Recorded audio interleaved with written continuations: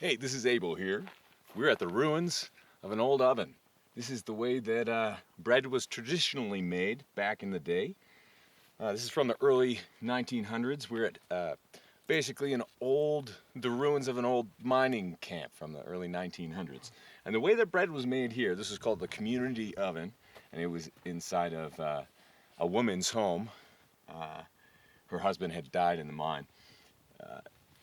Bread was made by starting a fire in here, letting it burn down to coals over the course of a few hours, then wiping it clean.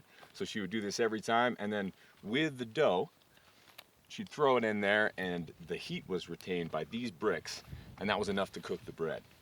And that's how basically the entire community here ate their bread, which I imagine would have been a traditional sourdough, fermented.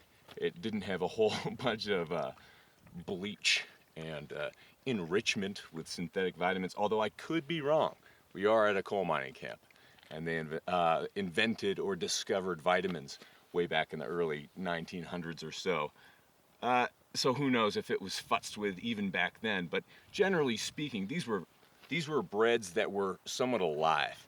They were cooked gently. They weren't blasted with heat over and over again. They didn't have a ton of preservatives, and it's pretty dang cool. It may not be fast or efficient, but there's a lot of craftsmanship and art here. And the story that I was told is that this woman's husband built her this stove and then died in the mine, and she basically raised their 4 or 5 children herself by baking bread and getting by in other ways on a janitor's salary.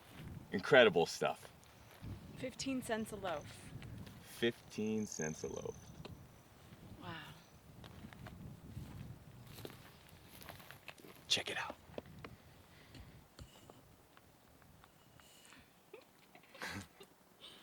I don't even know if this will work, but it's worth a try.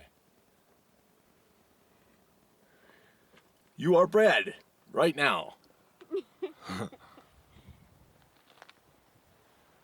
Here's a little better view of some of these ruins.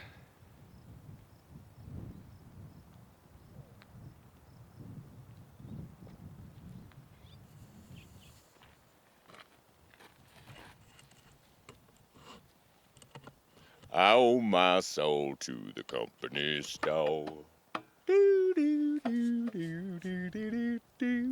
As always, abeljames.com for more. We'll see you next time.